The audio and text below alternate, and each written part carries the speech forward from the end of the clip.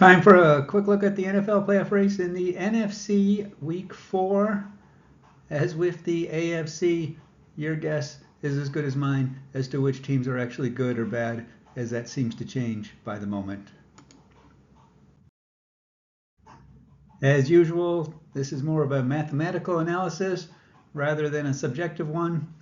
Other than my lame comments and occasional predictions or thinking out loud, there is no bias for or against supposed good or bad teams. The results drive the discussion. The calculations come from the Playoff Computer app. Check it out if you want to make your fantasy football playoff races as exciting as the NFL's. It gives commissioners a bunch of intel for weekly recaps and can show teams exactly where they stand before blowing their fab budget. And new this year, you can analyze a bunch of pro leagues yourself, including the NFL, do what ifs for your favorite teams, and the best part is the premium level is about the price of one beer per year. Okay, let's dive into the NFC. One thing we'll be keeping track of all season is the interconference games. Currently, the NFC is trying to repeat last year's record-setting mark and is crushing the AFC 9-3 so far. And of course, depending on how the wins and losses are spread around, this could impact the win targets for getting a wild card spot. As in, if this keeps up, 10 wins in the NFC might not be good enough. And remembering the hierarchy of game importance, which combined with the other factors is such as how the division opponents are doing is what gives us the numbers.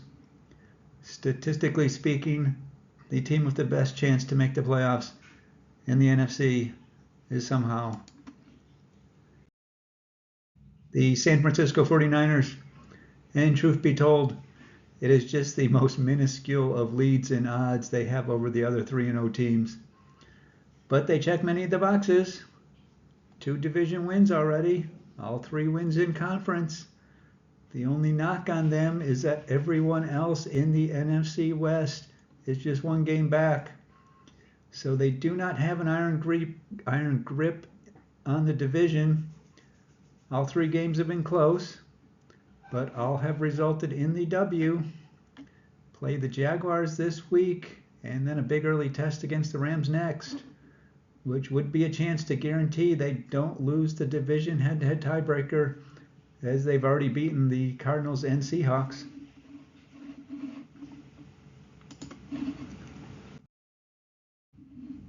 The Eagles blocked everything the Rams could throw at them and escaped with a win to stay undefeated. Just the 1 division win so far, but that is balanced out by, at least for now, only having to worry about the Commanders in the division. Battle of 3-0 teams this week against the Buccaneers. And those Buccaneers are next on the list. Just 1 division/conference game so far, but they are enjoying the lack of competition in the NFC South as they have a 2-game lead over the Panthers and Falcons, with neither up to this point seeming worthy of threatening them. Bit of a gauntlet upcoming. Game against the Eagles, then Seahawks, 49ers, and Lions. So the good time train is in danger of being run off the track.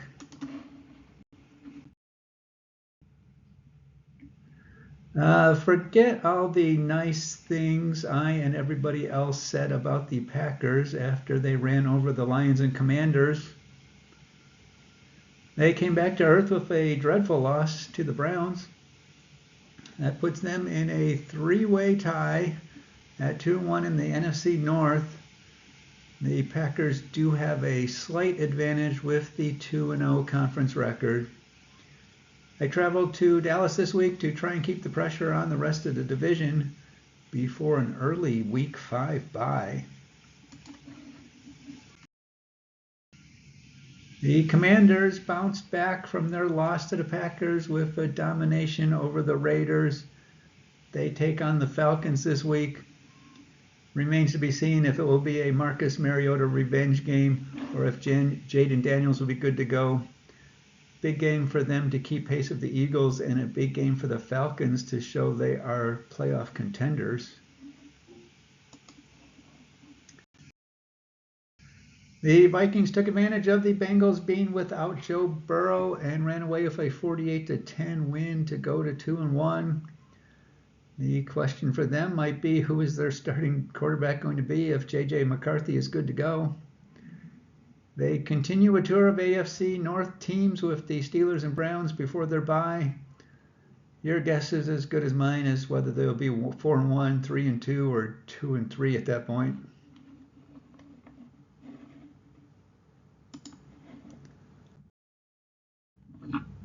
The Lions seem to have brushed off that opening week embarrassment and are now back in the thick of things with an impressive performance against the Ravens.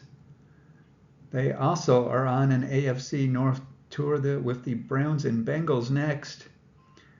Can't think of any reason they shouldn't be 4-1 heading into Kansas City. I have a feeling the Arizona Cardinals are going to remember this loss to the 49ers later on in the season. Certainly a winnable game, and now they must proceed without James Conner. Host the Seahawks this week, both at 2-1. Right now, if everyone in the AFC West above 500, the loser will have their work cut out for them.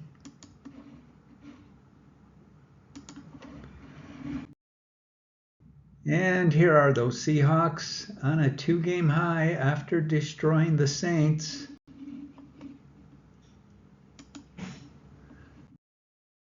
And rounding out our collection of 2-1 NFC West teams, the Rams missed out on the upset and a chance to be at 3-0 with that loss to the Eagles. They now continue with another undefeated team in the Colts, and then a big game against the 49ers. Just some evidence about what I was talking about regarding the interconference games and records. 1-2 in the AFC is good for being the 8th best team.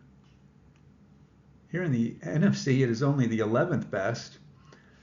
The Panthers pitched a shutout against the Falcons to be technically in the best shape of the 1-2 teams. If they can build on this momentum, look at their upcoming schedule. Patriots, Dolphins, Cowboys, and Jets. That's a few opportunities to sneak into the playoff hunt.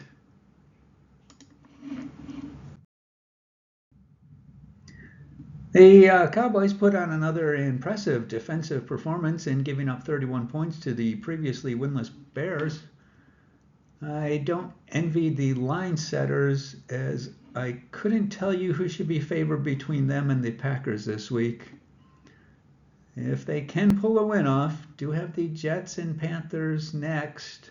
So while things don't look too good now, that outlook could quickly change.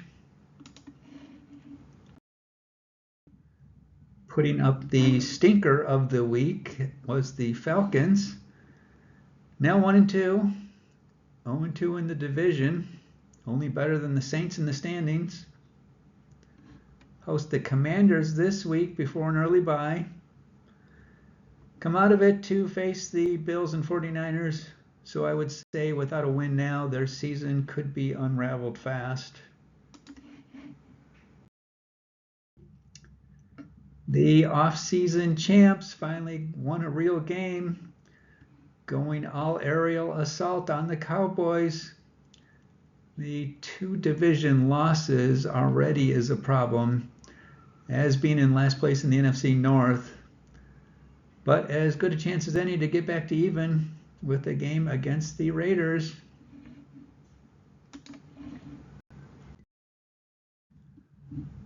The Saints are about where they were expected to be, and that is without a win. Having lost to almost every NFC West team, traveled to Buffalo this week. I am sure that will go well. The Giants had some moments, but still find themselves sitting at the bottom of the league.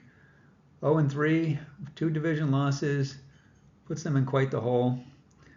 Host the 3-0 Chargers, then a game only a mother could love, the also winless Saints.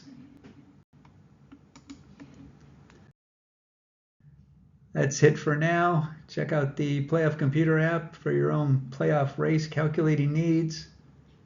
Enjoy your day.